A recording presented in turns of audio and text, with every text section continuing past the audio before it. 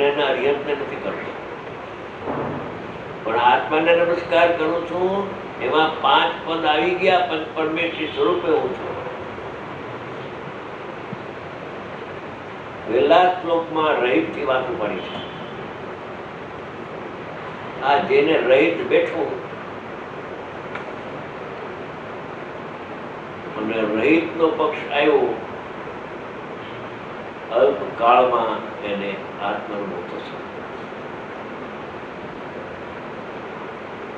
એમ લખે છે કે રહિત હોવા છતાં છે તો રહિત હોવા છતાં રહિત થાય ત્યારે એમ નહીં. ત્રણેય કાળ ભગવાન આત્મા છે એ કર્મથી કરેલા નિમિત્તપણે એવા રાગાદી ભાવો અને શરીરાદી ભાવો લખ્યું છે આમાં. કર્મોના કરેલા રાગાદી અથવા શરીરાદી ભાવોથી તો ઉપરમાં છે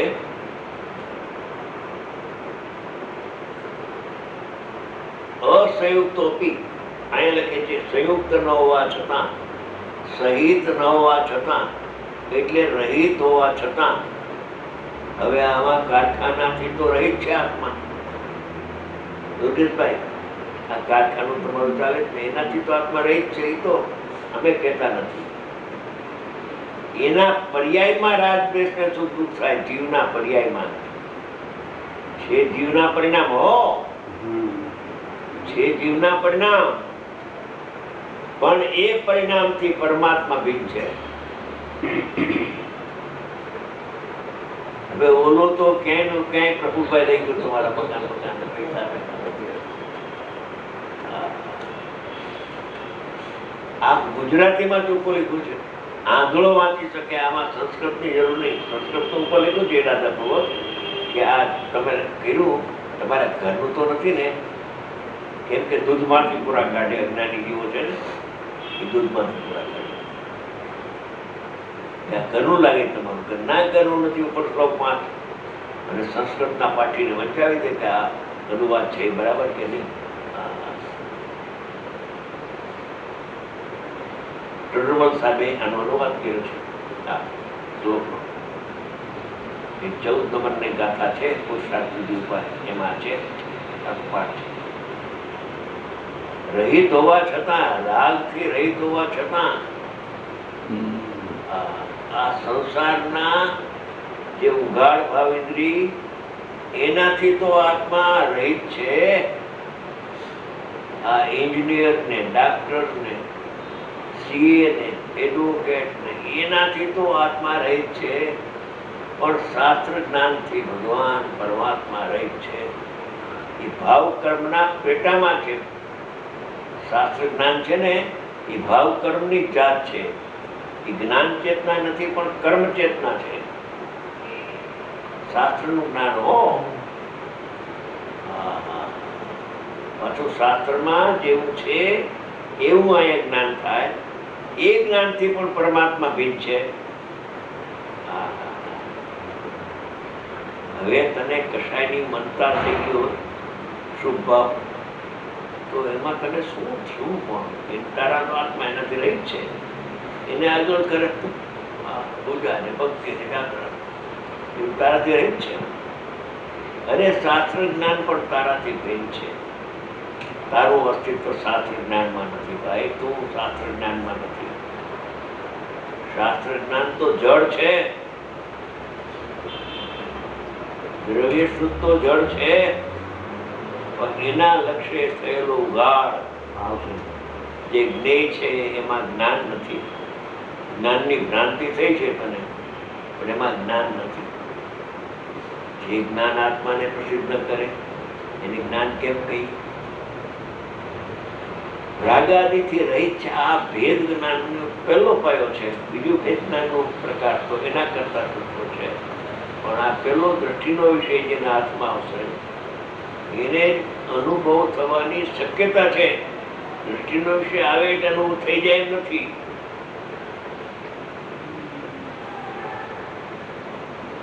દ્રષ્ટિના વિષય પછી જ્ઞાનના વિષયની ભૂલ પડે છે. પરને જાણું છું, સ્વપરને જાણું છું, એ બીજી ભૂલ છે. પણ આ પેલી ભૂલ તો ટળે કે ત્રણેય કાળ હું તો પરમાત્મા છું, વર્તમાનમાં પરમાત્મા છું. આ વિકલ્પ ઉઠે છે કે ક્યાં ઉઠે છે કે મારા ક્ષેત્રથી બહાર ઉઠે છે. સંકલ્પ વિકલ્પની જે જાળ છે મારા સ્વરૂપમાં નથી, મારી સત્તાની બહાર છે. થાય છે વિકલ્પ, એ વાત સાચી છે, પણ એ વિકલ્પ જીવ તત્વમાં નથી, એ પર્યાયનો ધર્મ છે. ખરેખર તો એ અજીવમાં થાય છે. રાગ દ્વેષ જીવમાં નહીં. શુદ્ધ જીવાસ્તિકાય જે આનંદની મૂર્તિ છે, જ્ઞાન ને આનંદનો પંદ છે, એમાં રાગ દ્વેષ શુદ્ધ છે નહીં ભાઈ. એવા આત્માને તો લક્ષ્ય કર તો તને અનુભવ થશે. હું ભેદ જ્ઞાન ઉપદેશ દેનાર પણ ચાલ્યો ગયો. શાસ્ત્રો રહી ગયા, 9000 ટેપ રહી ગઈ. બહુ સારું છે. રાગ દ્વેષ ને સુખ દુઃખના પરિણામથી રહિત હોવા છતાં પણ છે તો રહિત. હવે આગળ સંસારનું બીજ શું છે એ કહે છે. શરૂઆત કરી આપણે ઉત્તરાયણનો બીજો પાઠ કહે છે. ભવનું કારણ ક્યારે શું છે? રહી છે, રહી છે, રહી છે. તો સંસાર શેનો કહે છે? આમ હોવા છતાં પણ અજ્ઞાની જીવોને, જેને રાગથી ભેદ જ્ઞાન થયું નથી, એકત્વ કરે છે રાગ અને શરીર સાથે, એવા અજ્ઞાની જીવો ને સંયુક્ત એટલે સહિત ભાષે છે, લાગે છે એમ ન લગતા જો મર્મ છે આ લીટીમાં. અજ્ઞાની જીવોને સહિત જેવો પ્રતિભાસે છે, સહિત છે એમ નથી. હવે એક બાજુ કે રહિત છે અને બીજી બાજુ અજ્ઞાની કે હું એનાથી સહિત છું, તો વિજ્ઞાની થઈ ગયું.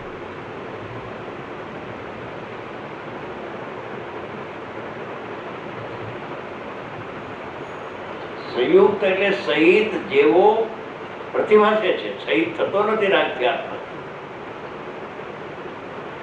રાગથી અજ્ઞાની માને કે રાગથી મારો આત્મા સહિત છે અને એ વાત એની સાચી હોય તો પેલો ઉપરનો શ્લોક ખોટો રહે છે.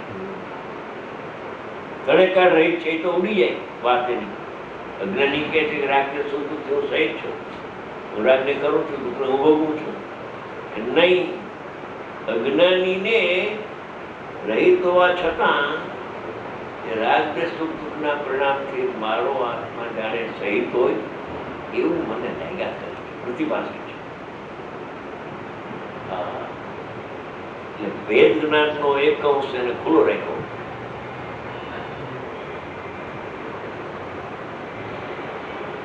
રાગ દ્રષ્ટિએ સહિત છું તો પછી અવકાશ જ નથી એને.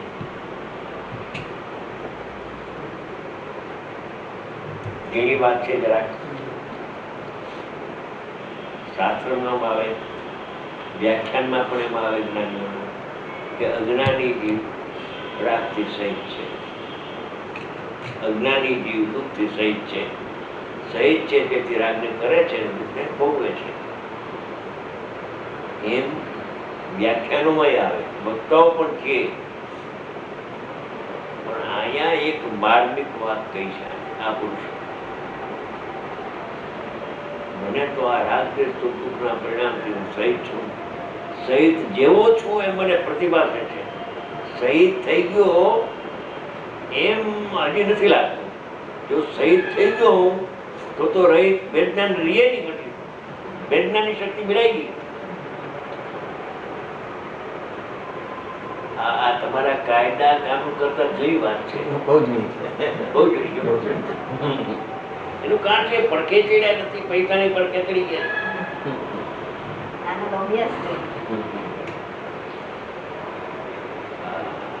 હોશિયાર માણસ છે. જામનગરમાં કેસ બતાવો.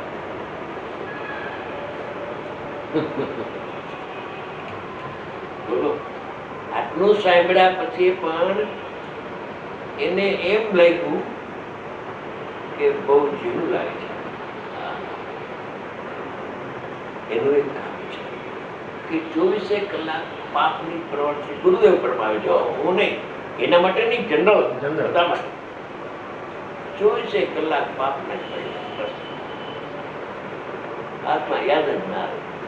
પછી આત્મા શું ને આત્માના પરિણામ શું, એ પરિણામથી ઠીક છે કે રહી છે એને વિચારવાનો અવકાશ નથી રહેતો. અને રામ બોલો ભાઈ રામ થઈ જાય, વાર ન લાગે. ઘણા ગયા જાય 40, 50, 60 આખો ધર્મ આવ્યા કરે છે. આનો સ્વર્ગવાસ છે, આનો સ્વર્ગવાસ છે.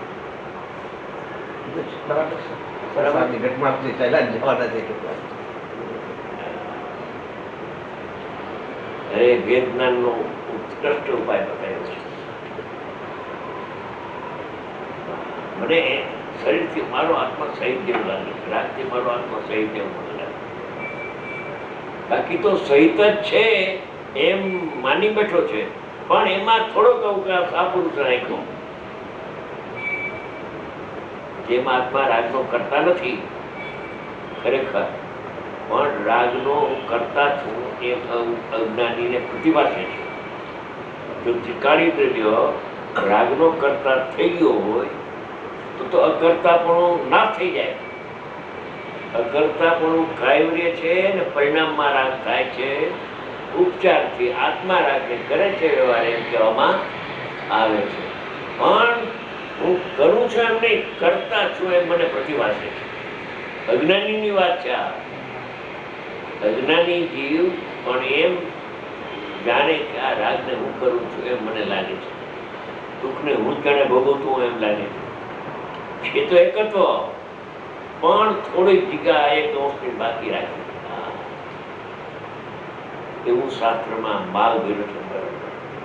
કરતા પ્રતિભાષે છે રાગને, કે કરતા થાય છે કે નહીં, કરતા થતો નથી.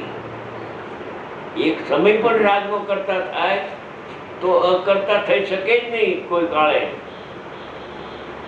આ કરતા પ્રતિભાષે છે એટલે વેદનાન કરીને અકર્તા થાય છે એમ નહીં લખ્યું, અકર્તા પ્રતિભાષે કરે. હું આત્મા છું, જ્ઞાનમય છું, જ્ઞાતા છું, એ રાગનો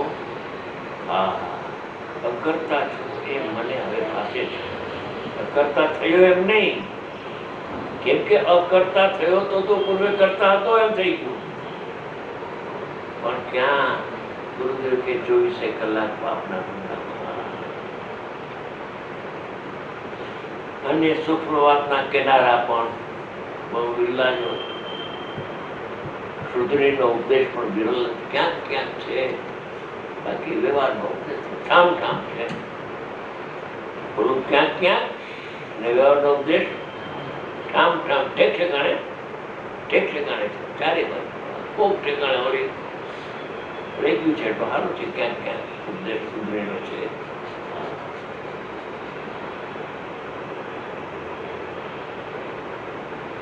આ બધા શુદ્ધરીનો ઉપદેશ આપે છે કે વ્યવહારનો ઉપદેશ, એ પણ જાણવાની શક્તિ જેવી આપી છે.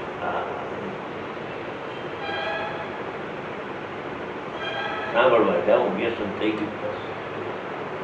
અને પણ વ્યવહારના ઉપદેશ સાંભળીને તું શું કરીશ, તું વિચાર ગંભીર થશે. ભલે સામો સમ્યક દ્રષ્ટિ ન હોય, પણ એને ઉપદેશ તો વેદનાનો આપવો જોઈએ ને.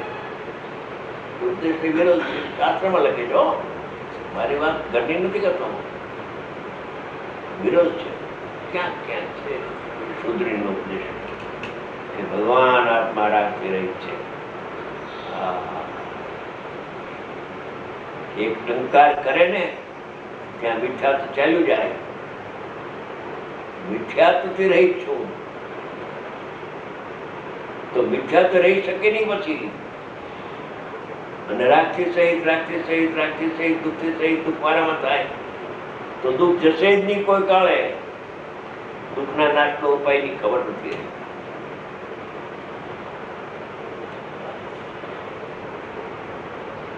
આમાં આનો રસ ચાલે છે કે અજ્ઞાની જીવોને રાગથી મારો આત્મા સહિત છે ને, સહિત જેવો લેવો પ્રતિભાસે છે, અને તે પ્રતિભાસન એવું એને ભાષે છે કે હું રાગથી ને દુઃખથી સહિત છું, એવું જેને ભાષે છે, લાગે છે,